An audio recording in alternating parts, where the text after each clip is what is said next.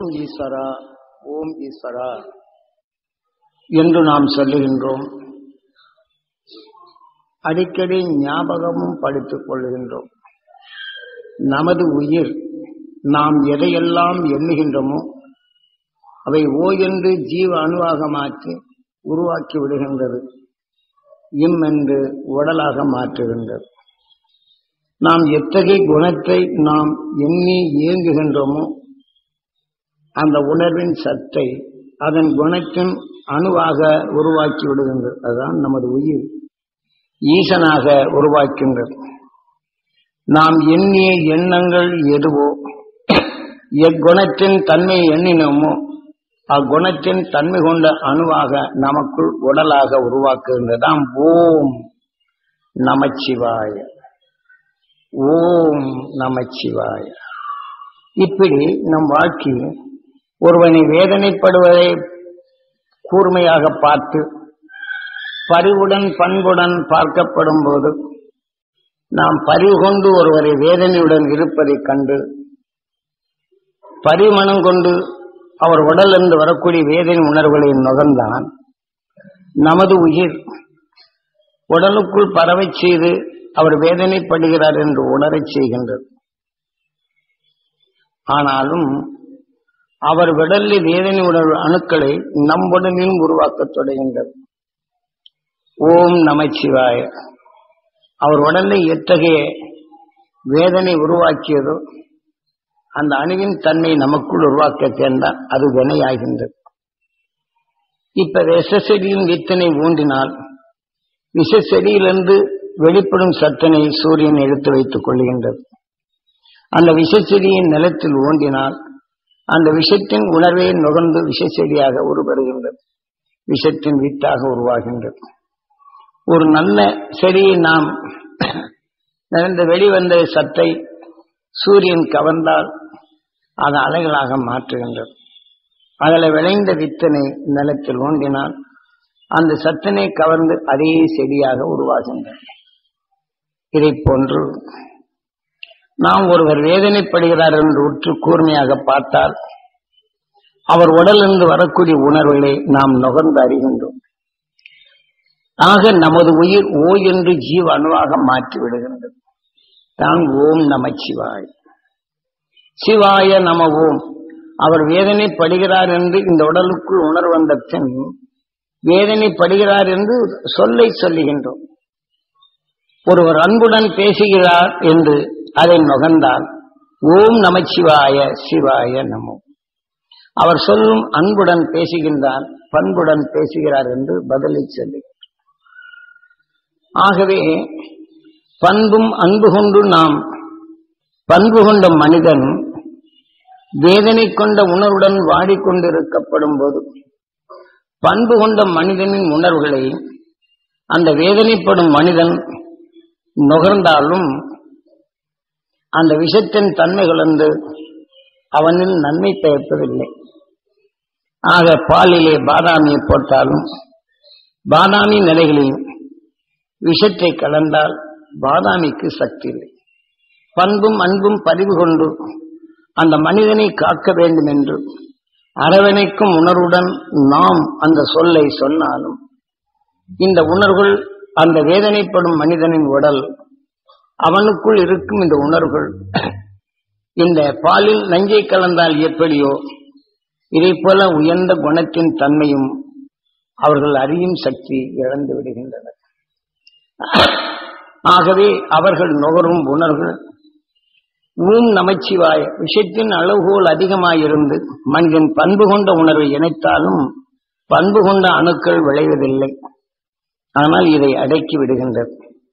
ஆனாலும் அந்த பண்பு கொண்ட மனிதன் அன்பு கொண்டு அவர் உடலிலே வெளிப்பட்ட உணர்வை இவன் நுகர்ந்தால் பாலுக்குள் விஷம் கலந்தால் எப்படியோ அதே போல அவர் உணர்வுகள் இங்கே விஷம் கலந்த அணுவாக மாறுகின்றது. இவன் உடலிலே அச்சமும் நடுக்கமும் அதிர்ச்சியும் அழுகையும் வருகின்றது. ஆனால் அவனுடைய உணர்வுகள் நம்மை இயக்கி விடுகின்றது. நாம் சொன்ன நல்ல பண்புகள் அங்கே இயங்குவதில்லை. ஆக விஷத்துடன் கலந்த பின் எவ்வளவுதான் பண்பு கொண்டு நாம் நுகர்ந்தாலும் அழுகாதீங்க, சும்மா இருங்க என்று நாம் மறுபடியும் திரும்ப திரும்ப திரும்ப திரும்ப பறிவு கொண்டு பேசுவோம். அவர் உணர்வில் நம் நல்ல குணத்தை அடக்கி நமக்குள் வேதனை என்ற உணர்வின் அணுக்களை உருவாக்கியது. நாம் ஓம் நமச்சிவாய. நாம் அடிக்கடி அவருடைய நண்பனை எண்ணி இது அதிகமாக நமக்குள் சேர்த்து விட்டார். விஷம் கொண்ட அணுக்கள் விளைந்த அந்த உடல் யார் இவரிடம் அன்பு அதிகமாக செலுத்தினரோ அவர் பால் இவர் வேதனை உணர்வு இவர் உடலிலே அதிகமாகிவிட்டால் அந்த உடலை விட்டு வந்த ஆன்மா இவர் உடலுக்குள் புகுந்து நல்ல அணுக்களை இழக்கச் செய்து விஷத்தின் வேதனை உணர்வை உருவாக்கும். ஆக இந்த விஷத்தின் தன்மை வேதனை உருவாக்கப்படும் போது இந்த உடலை வீழ்த்தி விடுகின்றது. பின் இந்த உடலை விட்டு சென்ற பின் தான் எந்த விஷத்தின் அளவுகோல் இந்த உடலிலே மறுபடியும் உருவானதோ இந்த உடலை விட்டு சென்ற பின் நாம் எந்த குணத்தின் தன்மை கொண்டு அங்கு வேதனைப்பட்டதோ அதன் குணத்தின் தன்மை கொண்ட ஒரு உடலின் ஈர்ப்புக்குள் அழைத்து சென்று மனிதன் அல்லாத உருவை உருவாக்கிவிடும் நமது உயிர். ஆகவே இயற்கை நிலைகளில் பண்பு கொண்டு வாழ்ந்தாலும் நம் உயிர் நுகர்ந்த உணர்வை அணுவாக மாற்றுகின்றது, உணரச் செய்கின்றது, உணர்த்துகின்றது. ஆனால் அந்த வேதனை என்ற வலுவான உணர்வுகள் பாசகோடு பார்க்கப்படும் போது அவரை காக்க வேண்டும் என்ற உணர்ச்சி உண்டு அதை நுகரச் செய்கின்றது. அதே சமயத்தில் இவர் எனக்கு என்ன உதவி செய்தார், இவருக்கு இப்படித்தான் வேதனைப்பட வேண்டும் என்று ஒரு மனிதன் அவர் மேல் பகைமை கொண்ட உணர்வுகளை அதிகரிக்கின்றார். ஆக பகைமையின் உணர்வுகள் தொடர்கொண்டு உணர்வின் தன்மையை அங்கே விளையப்படும் போதுதான் அவர் உடலுக்குள் நல்ல குணங்களுக்கும் அவருடைய இவர் நுகர்ந்த பகைமை கொண்ட உணர்வு ஒன்றோடு ஒன்று போர் செய்யும் போதுதான் நல்ல உணர்வின் அணுக்கள் வளராது பகைமை உணர்ச்சிகள் தோன்றி அதனால் தான் கடும் நோயாக வருகின்றது. ஆகவே பகைமை கொண்டவனுக்கு அவன் நோயால் வாடுவதை கண்டால் அவனுக்கு அப்படித்தான் வேண்டும், அவனுக்கு அப்படித்தான் வேண்டும் என்று ரசித்து பாம்பு தன் விஷத்தின் தன்மையை ஒரு உடலுக்குள் பாய்ச்சி அதனை அடக்கி விஷத்தின் தன்மை கொண்டு அது உணவாக உட்கொண்டு அதை ஜீர்ணிக்கும் சக்தி வருகின்றது. ஆக விஷத்தின் தன்மை அந்த ஒரு சாதாரண ஒரு தவளை மேல் பாய்ச்சி விட்டால் விஷத்தின் தன்மை தவளையின் பால் பாய்ச்சி விடுகின்றது. ஆனால் தவளையை விஷத்தை பாய்ச்சி உணவாக உட்கொண்டாலும் தவளையின் உடலுக்குள் விஷத்தின் தன்மை கூடி அந்த விஷ அணுக்களாக மாறி தவளின் உயிரான்மா வெளிவரும் போது பாம்பின் ஈர்ப்புக்குள் சென்று அதன் உணர்வின் கருவாக உருவாகும் பாம்பினமாக பெறுகின்றது. ஆனால் அது விஷத்தை பாய்ச்சிதனால் ஆக இதே போன்று ஒரு மனிதன் வேதனைப்படுவதை ரசித்தான் என்றால் முதலில் பாசம் கொண்டு கவர்ந்ததை காட்டும் இவனுக்கு இப்படித்தான் வேண்டும் என்ற உணர்வின் வேகத்தை உந்தப்படும் போது அவனின்ற நிலைகள் எப்படி பாம்பு ரசித்து அதை உணவாக உட்கொள்ளுகின்றதோ இதை போல இந்த விஷத்தின் தன்மை உணவாக உட்கொள்ளும் போது இவன் உடலில் விஷத்தன்மை கூடிய பின் இவனுடைய சார்புடையோர்கள் ஆக அவர்கள் எனக்கு துன்பறிக்கிறான் அவன் அழிய வேண்டும் என்று அதை மகிழ்ச்சி பெறும்போது இந்த உணர்வின் தன்மை கொண்டு தன் குடும்பத்தார் நிலைகளை பாசம் கொண்டு அரவணைக்க வேண்டும் என்ற எண்ணத்தை கொண்டாலும் இவனால் நுகர்ந்த உணர்வின் விஷத்தன்மைகள் தன் குழந்தைகளால் சொல்லும் போதெல்லாம் விஷத்தை கண்டால் எப்படி அஞ்சி ஓடுகின்றதோ விஷத்தின் தன்மை பட்டால் சிந்திக்கும் தரன் இழக்கின்றதோ இதை போல மற்றவர்கள் வேதனைப்படுவதை நுகர்ந்து விட்டால் தன் குடும்பத்திற்கு பண்பு கொண்ட நிலைகளில் நுகரப்படும் போது அவர்களும் இந்த விஷத்தன்மை கொண்டுரப்பும் போது அவங்களும் சிந்திக்கும் தரன் இழக்கின்றனர். ஆக சிந்திக்கும் தரன் இழக்கப்படும் போது இவர் பாசத்தால் அதை செய்யறா இதை செய்யறான்னு அடிக்கடி சொல்வார். அது சொல்ல சொல்ல இவருக்கு சும்மா இதேதான் வேலையா போச்சு. இன்று வெறுக்கும் உணர்வுகள் இங்கே வளர்த்து அவரை வெறுக்கும் அணுக்களை வரைகின்றது. தன் குழந்தை சேமமாக இருக்க வேண்டும் என்றும் அடுத்தவருடைய பெயரைக் கண்டு வேதனையை ரசித்து உணர்ந்தாலும் இந்த உணர்வுகள் தன்னுடன் இணைந்த மக்களை பிரித்து விடுகின்றது. அதே சமயத்தில் தன்னுடன் இணைந்து வாழும் தன் சமூகத்திலும் வெறுப்புடன் தன்மை உருவாக்கின்றன. இந்த உணர்ச்சியின் வேகங்கள் கூடும் போது விஷம் கலந்த உணர்வில் சொல்லாக ஒருவர் செவிகளில் கேட்கப்படும் போது தன்னை அறியாமலேயே மறைமுகமாக தன்னை எதிரியாக்க உருவாக்கிவிடுவது நண்பனை. ஆக வியாபாரத்திலும் தனது நிறைகளில் விஷம் கொண்ட உணர்வுகளை அதிகமாக நினைத்து விட்டால் தன் சொன்னால் இதனுடைய தரங்களை சொல்லும் போது நம்மை அறியாது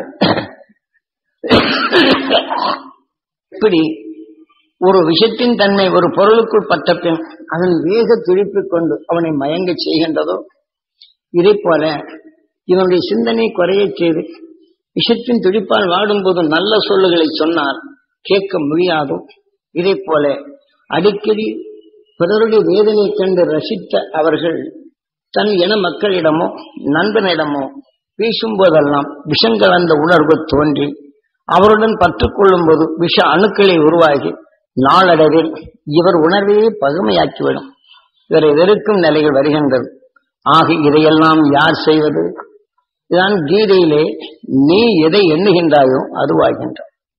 ஆக ஒருவன் நலம் பெற வேண்டும் என்று எண்ணினாலும் ஆக அவனுக்குள் வலிமை கொண்ட உணர்வுகள் நமக்குள் வளர்ச்சியாகி அந்த உணர்வின் தன்மை கொண்டு நம்மை நலிய செய்கின்றது, வலு இழக்க செய்கின்றது நல்ல குணத்தை. இதை எதை கொண்டு நாம் செயல்படுத்த வேண்டும்? ஒரு உலோகத்தை உருவாக்கி வெப்பத்தின் தனை கொண்டு அதனை இழகச் செய்து அதை நமக்கு உபயோகமாகும் பொருளாக மாற்றுகின்றோம். ஆனால் அது மாற்றப்படும் போது என்ன செய்கின்றோம்?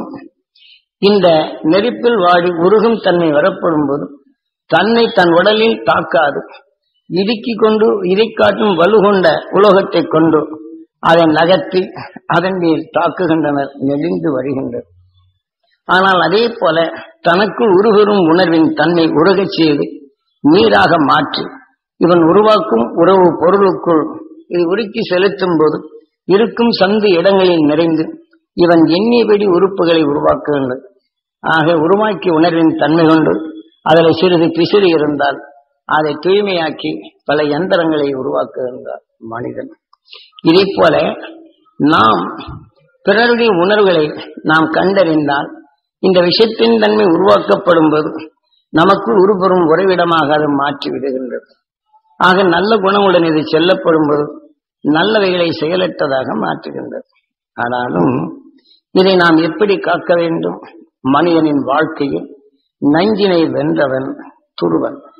ஆக தனது வாழ்க்கையில் விண்ணுலக ஆற்றலை தனக்குள் கவர்ந்து அந்த உணர்வின் வலிமை கொண்டு அவன் 16 வருடங்கள் தனக்குள் வளர்த்து கொண்ட சக்தியை தனக்குள் திருமணமான மனைவின் பால் தான் கண்டுணர்ந்த உணர்வினை சொல்லால் சொல்லுகின்றான்.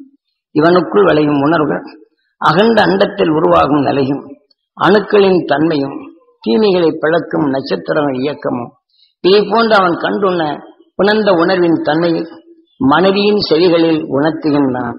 அந்த உணர்வின் தன்மை இவன் உணர்த்தப்படும் போது இவனென்று வெளிப்படும் உணர்வை அந்த மனைவியின் கண்கள் இவனை கூர்ந்து பார்க்கின்றது. இவனென்று விழும் உணர்வினை ஆக அது நுகரும்படி செய்கின்றது. இந்த உணர்வின் தன்மை உயிர் நுகர்ந்த பின் அந்த உணர்வின் தன்மை அறியும் அணுக்களாக மாற்றுகின்றது. இப்போது ஒரு கம்ப்யூட்டரை ஒரு அழுத்தத்தின் தன்மை கொண்டு வரும்போது எலக்ட்ரானிக்காக மாற்றுகின்றது. அதனுடைய எலக்ட்ரானிக்கின் அழுத்தம் எதுவோ அது ஒரு எந்திரத்துடன் இணைக்கப்படும் அந்த எந்த அழுத்தத்திற்கு தக்க ஒரு எந்திரத்தை இயக்குகின்றது. எதனின் அழுத்தத்தின் உணர்வு இது ராக்கெட்டில் வைத்து இந்த உணர்வின் தன்மையை அல்லது விமானத்தில் வைத்து ஒவ்வொரு உலோகத்தின் உணர்வை கம்ப்யூட்டரில் பதிவு செய்கின்றான். பதிவு செய்த உணர்வுகளோ விமானத்தில் வைத்து பூமியின் ஈர்ப்பு நிலைகளுக்கு பாய்ச்சுகின்றான். ஆனால் இத்தனை அடி தீரத்திற்குள் இதனின் அழுத்தம் இருக்கும் என்று காந்த புலனறிவுக்குள் இவன் அழுத்தத்தை கூட்டப்படும் போது பூமிக்கடியில் குறிப்பிட்ட இடங்களில் நீர் ஊற்றும் உலோகங்கள் இருப்பதும் இதை போன்ற உணர்வு அதிலிருந்து ஆவியாக வருவதை இது உணர்ந்து உணர்வின் தன்மை பதிவாக்கி அதன் நிலை கொண்டு அந்த இடத்தை அளந்து அவன் அங்கு இருக்கக்கூடிய உலோகங்களை எடுக்கின்றான். இன்று விஞ்ஞான அறிவு. ஆகவே மெஞ்ஞான அறிவின் தன்மை கொண்டு நம் பூமிக்குள் பரவி உள்ள அருண் மகிழ்ச்சியின் உணர்வுகளை சூரியனின் காந்தப்புலன் அறிவு கவர்ந்து உள்ளது. இதை நாம் பெறுதல் வேண்டும். இப்ப விஞ்ஞான அறிவால் இன்று டிவி அல்லது ரேடியோ அவன் எந்திரத்தால் பதிவு செய்து ஒலி என்ற நிலைகளில் அலைகளை ஒளிபரப்புகின்றான். ஒலி அலைகளை ஒளிபரப்பிய பின் இந்த சூரியனின் தன்மைகள் அதை கவர்ந்து அலைகளாக மாற்றுகின்றது.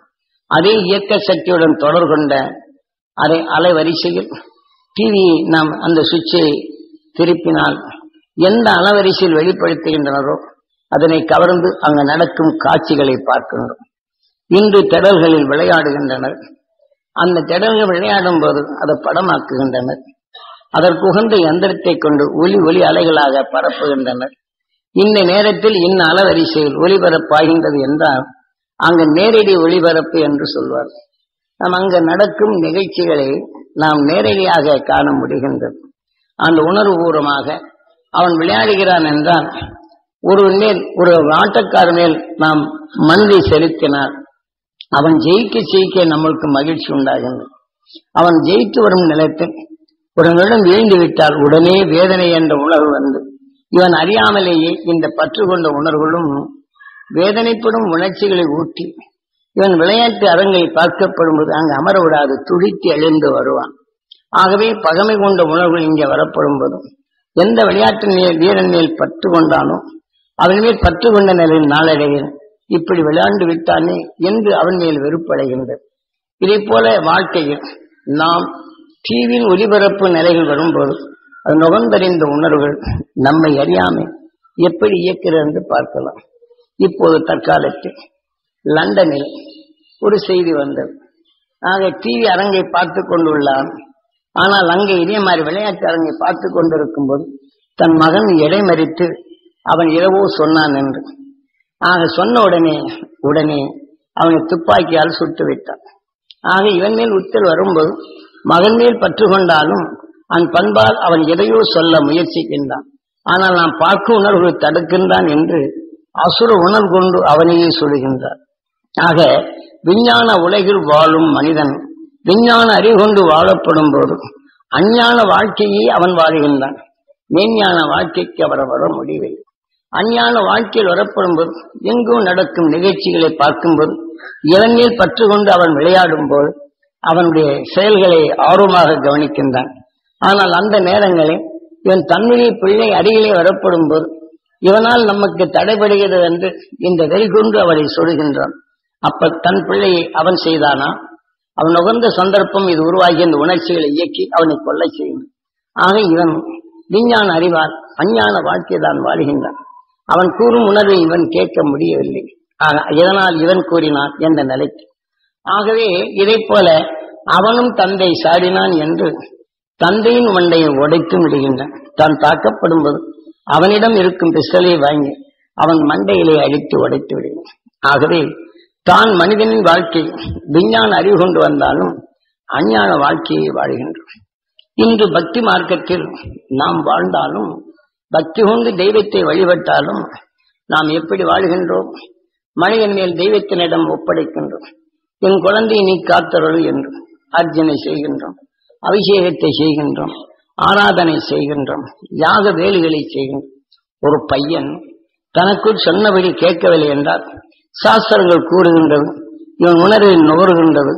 ஆனால் நுகர்ந்த சாஸ்திரவாதியோ இவருடைய ஜாதக குறிப்பு இப்படி இருப்பதனால் அவனுடைய செயலாக்கங்கள் அப்படித்தான் இருக்கும். ஆக இன்ன ஆலயத்தில் சென்று இன்ன யாகத்தை செய்தால் அவன் பாவத்தை போக்கிவிடலாம் என்று சொன்னபின் இவன் கூறியவனுக்கு பணம், யாகத்தை பொறுத்து பல பொருள்களை எரிப்பதற்கும் பணம். ஆகவே இந்த ஆலயத்தில் செய்யும்போது அங்கே காணிக்க உழைத்த உணர்வை ஆக யாருக்கும் பயன்படாது. ஆக உணர்வின் தன்மை கொண்டு காசை கொண்டு விலைக்கு வாங்கி தன் நிலைகளை நிகழ்த்தி விடலாம் என்ற ஆக பக்தி மார்க்கத்தில் அஞ்ஞான வாழ்க்கைதான் வாழ்கின்றோம். ஆக நமக்குள் எடுத்துக்கொண்ட உணர்வு எதுவோ அதுதான் நம்மை வளர்க்கிறது என்ற தத்துவத்தை அகசியம் கூறிய நிலையிலே நாம் உணராது நம் வாழ்க்கையில் அஞ்ஞான வாழ்க்கைதான் வாழ்கின்றோம். ஆக பக்தி கொண்டு நிலைகள் வரப்படும் போது பூஜை புனஸ்காரம் செய்கிறான் என்றால் அவன் எப்படி விஞ்ஞான அறிவின் பல நிலைகளில் தனக்கு எதிரான தன் குழந்தையை அவன் சுட்டானோ இதை போல பக்தி மார்க்கத்தில் இவன் பூஜை புனஸ்காரம் செய்யும் போது தன் குழந்தை இடமறித்து அவன் பாடலில் குறுக்கிட்டால் தொலைந்து போறவனே என்று அவனை அழிக்கச் செல்வதும் அதன் உணர்வின் வெறித்தன்மை கொண்டு அவனை தாக்கும் உணர்வருகின்றது. அவன் எனக்கு எதிரியாக இருக்கின்றான். இப்படி பலமுறை குழந்தைகள் இதை செய்தால் இவன் என் பக்திக்கு இடைஞ்சலா இருக்கின்றான் என்று உணர்வை வளர்த்து அவன் நல்வழி காட்டுவதற்கு மாறாக ஆக நாம் ஆண்டவன் நமக்கு செய்கின்றான், நாம் பக்தி கொள்ளும்போது தெய்வம் செய்வன் என்று எண்ணுகின்றோம். அவன் செய்யும் நிலைகளை நாம் நுகர்ந்து விட்டால் அவன் மேல் வெறுப்படையும் உணர்வுகளை நமக்குள் வளர்த்து அந்த உணர்வின் தன்னை வரும்போது வெறுப்படியும் உணர்வின் சொல்லை சொல்லப்படும் போது அவன் செடிகளிலே பட்டு வெறுப்படி உணர்வில் நுகரப்படும் போது இவன் உடலில் வெறுப்படைந்த உணர்வின் சொல் அவன் செடிகளில் உந்தப்பட்டு அது அணுவாக மாறிவிட்டால் அதற்கு அதுதான் உணவு.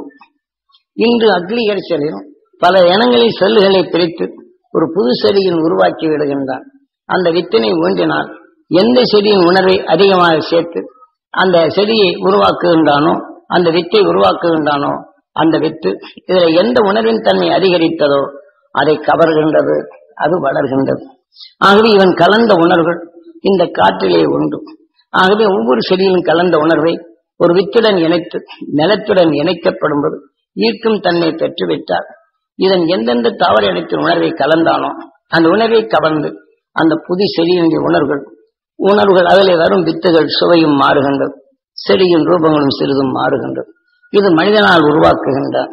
ஆகவே இவன் இணையும் வித்தை உருவாக்குவது போன்று இவன் பக்தி கொண்ட நிலைகள் கொண்டு தன் பையன் இப்படி தனக்கு இடையூறாக இருக்கிறான் என்ற வெறுப்பின் உணர்வை இங்கே உருவாக்கி வைத்தார்.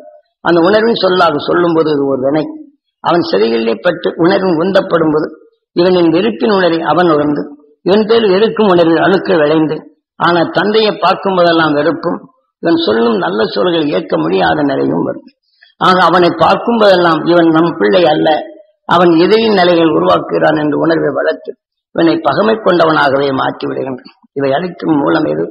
நாம் நுகர்ந்த உணர்வின் தன்மை எதுவோ அதை நம் உடலுக்குள் அதிகமாக மாற்றிவிடுகின்றன. இதுதான் சிவாலயத்தின் நந்தீஸ்வரன் சிவனுக்கு கணக்கு பிள்ளை. ஆக வெறுப்படைந்த உணர்வின் தன்மை கொண்டு நாம் அதிகமாக வளர்த்து கொண்டால் அவனில் விளைந்த வெறுப்பு தந்தையின் உடலில் கடும் நோயாக மாறும்.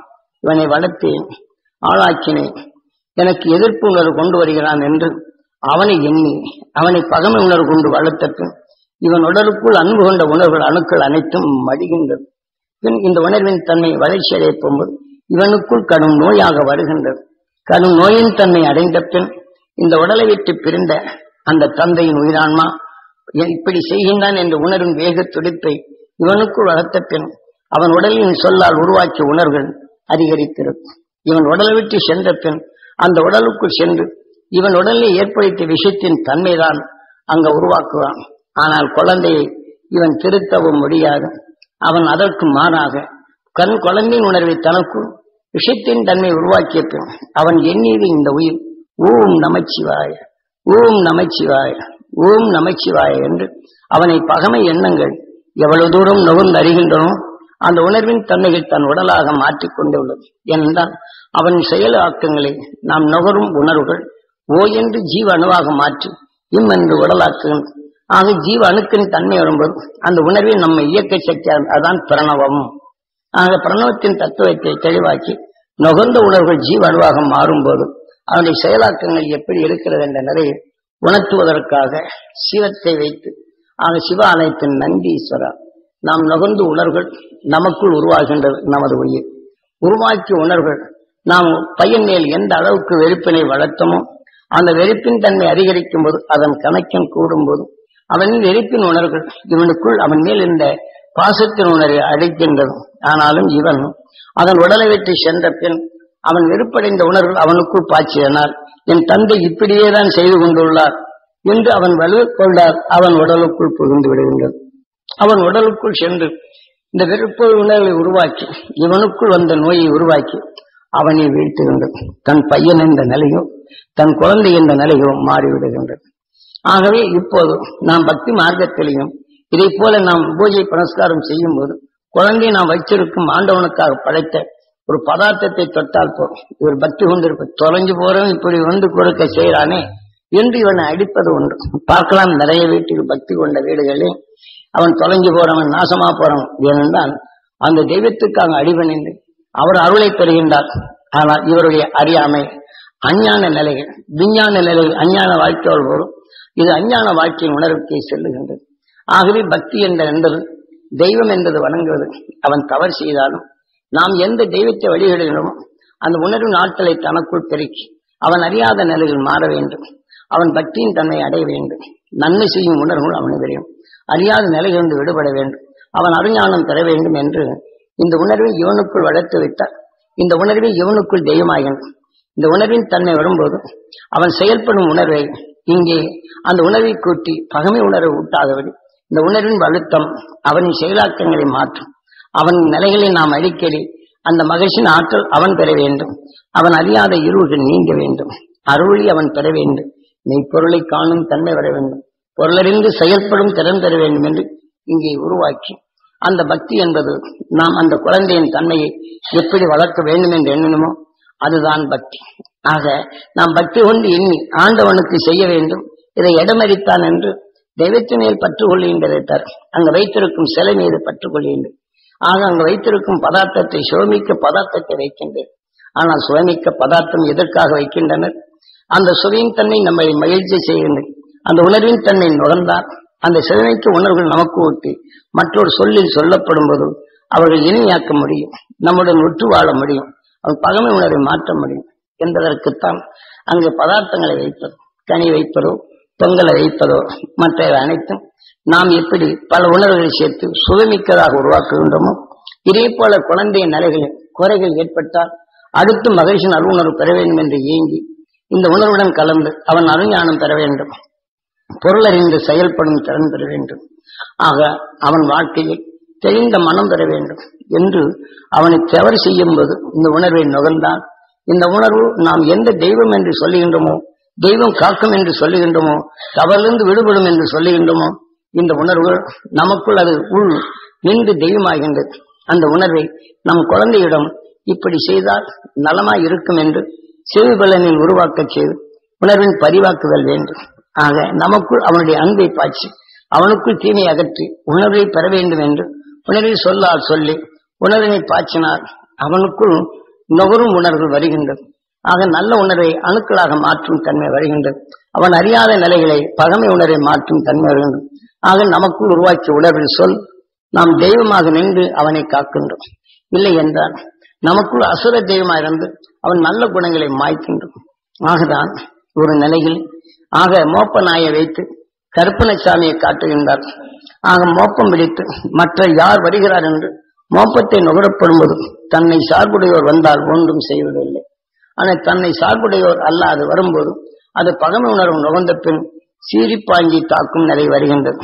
ஆகவே நமக்கும் ஒரு மனிதன் நிலையை அன்பு கொண்டு அரவணைத்து விட்டால் அந்த உணர்வின் தன்மை வரும்போது அவர் வரும்போதே மோப்பத்தை வெடித்து நமது நண்பன் என்று சொல்லுகிறார். தான் அதே சமயத்தில் தன் குழந்தையின் நிலைகளை அவன் பண்பு கொண்டு வளர வேண்டும் என்றும் பண்பு கொண்டவனா வர வேண்டும் என்று எண்ணினால் அவனை பார்க்கும் போதெல்லாம் பண்பு கொண்ட உணர்வை வளர்த்து நமக்குள் அணுவின் தன்மை வளர்கின்றது. பண்பு என்பது அருள் மகிழ்ச்சியின் உணர்வுகள் அவனை விளைய வேண்டும். அவன் அறியாத இருள்கள் நீங்க வேண்டும். மெய்ப்பொருள் காணும் தன்மை வேண்டும். அறிந்துணர்ந்து செயல்படும் திறன் பெற வேண்டும் என்று இந்த உணர்வை வளர்த்து அவனிடம் சொல்லி அணுகும் போது இந்த உணர்வினை நுகர்ந்து பதிவாக்கிவிட்டால் அவன் மோப்பம் அதை நுகர்ந்து இருளை மாய்க்கின்றான். ஆனால் இப்ப வெறிகொண்டு உணர்வின் தன்மை நமக்குள் எந்த குணத்தின் தன்மை அதிகமாக வைத்துக் கொள்ளுகின்றோமோ இந்த உணர்வின் தன்மை நாம் வெளிப்படும் போது எவரின் உடலில் இருளை செய்ததோ இந்த உணர்வு அந்த மோப்பத்தை காணும் போதே தன் மேல் வெறுப்படையும் தன்மையும் இருளை செய்யும் வருகின்றது. அதனால்தான் இன்று சாதாரணமாக இந்த கால பைரவர் என்று நாம் நுகர்ந்த உணர்வுகள் நாம் மோப்பத்தால் எடுக்கும் போது பைரவர் என்று சொல்லும் போது அதனின் வலிமை கொண்டு ஆனால் தீமை என்று உணரச் செய்கின்றது. ஆனால் இதை தன் உடலை காக்க தன் உணர்ச்சி தூண்டுகின்றது. இதனை வீழ்த்தும் உணர்வுகள் இங்கே தூண்டுகின்றது. ஆகவேதான் கால பைரவர் என்றும் அதற்கு நாயை காவலாக வைத்துள்ளார். வெகு தொலைவில் வரும் உணர்வை நுகர்ந்தறிந்து தன் எஜமானை காக்கும். ஆகவே தன் எண்ணத்தை பிறர்வே வெறுப்பின் உணர்வு உருவாக்கிவிட்டார். அது தன்னை காக்கும்.